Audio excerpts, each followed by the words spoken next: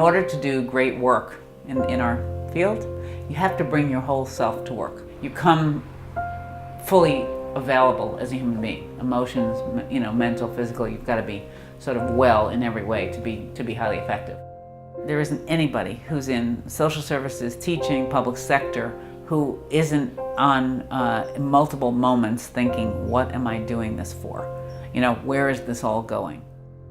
The reason it's so important to talk about it is because there has to be a way for people to understand these things are going to happen.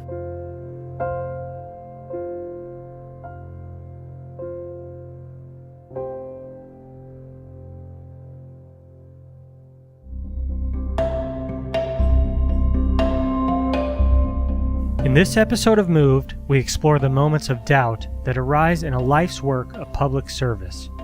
We met with 3 leaders to discuss this challenge. Leslie Medine is the founder of multiple schools and community organizations and is currently a senior fellow at On the Move. Paul Bundenhagen is a chief administrator at the Contra Costa County Employment and Human Services Department, responsible for the 9th largest county in California. Dennis Chaconis is the former superintendent of Oakland Unified School District, founder of the Reach Teachers College, and a 40-year veteran of school reform. We asked them to be honest about their own feelings of disillusionment and to share how they stay connected to their motivation, drive, and passion. In California, a lot of where the rubber meets the road around the safety net is in county government, in the public sector. We provide all the food stamp programs, the SNAP programs, all the child welfare programs, all of the aging and adult programs, community services, Head Start programs.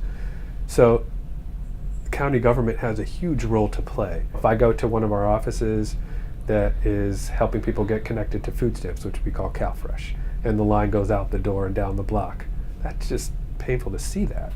To be reminded of the scale of the problem, and then to see like individuals who, that could be me, shoot, that should have been me. There's a crusade that changed the outcome for kids, to give kids hope instead of to be hopeless. But the other thing is, I felt that there was a lot of people, non-minority people, that had preconceived notions of what was the capacity of learning and the ability of kids to do something different. Much of that belief was racist. We keep doing things that don't work. We spend more money on educating kids in jail than we do to educate kids in their home. And that just seems backwards to me.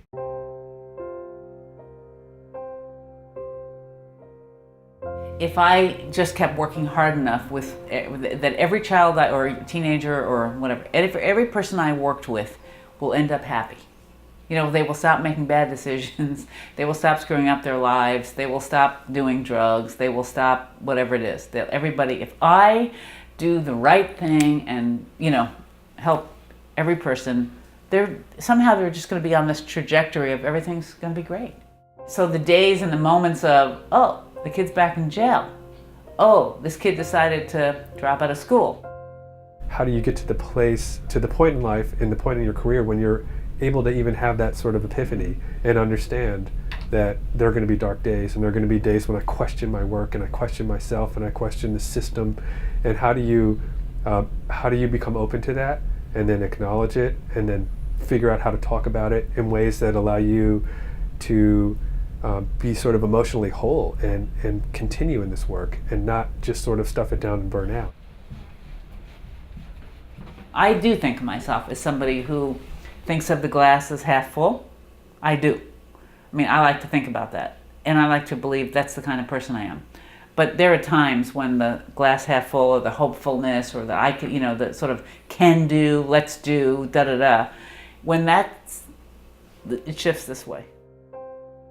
And you're in this place of, what am I doing? And for what am I doing this? And I think for me, when those moments happen, I have the impulse to reach out to somebody else. Because in this place, I'm confused, I'm lost, I'm dark, whatever. And I've picked up the phone and called someone and said, this is how I'm living, this is what I'm feeling, there's got to be another way to think about this. Somebody help me think about this differently.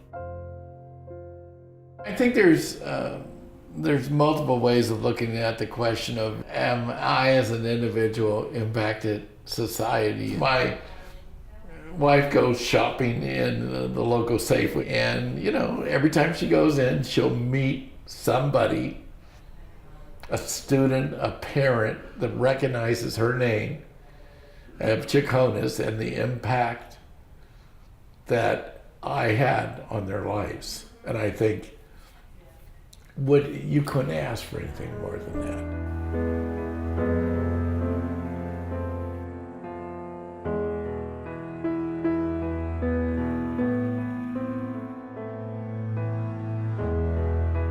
What I'm doing every day is thinking about the one person who's in front of me, one person at a time. That's how I truly believe change happens. Because I think if I can make a difference for you, you'll turn around and make a difference for others. That's what I somehow believe will happen.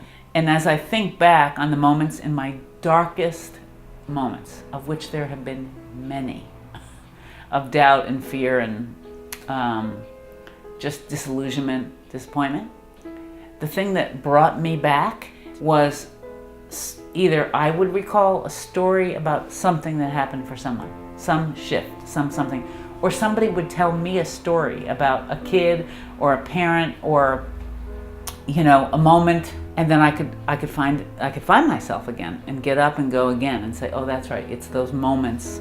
That's how it happens. And that, maybe at this point in my life, for the first time in my life, that's enough. What I found was it felt like a big uphill walk. I know that this is underneath what's going on for me, but I'm not talking about it. I'm not acknowledging uphill struggle, and then finally start to just slowly say, okay, I have to talk about it. And it is a risk to do that at work because it is largely seen as a vulnerability and a weakness, and you have to always be in control and be powerful. But I have really found that as a leader, I can issue orders, and people are supposed to follow them. And there are 1,000 ways that they can undermine those orders. But if they know me to be a real person and an open and honest and transparent person who they want to do stuff for, it's a wholly different thing. And so getting to leadership is getting to openness and transparency and dealing with those hard feelings. And it's hard. I mean, it's still hard for me, but I recognize the importance of it and I work at it. Sometimes our impact is hard to see, and the challenges we face are both personal and unique.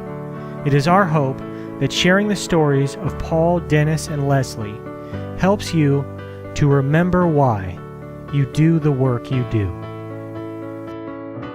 For more info, visit onthemovebayarea.org.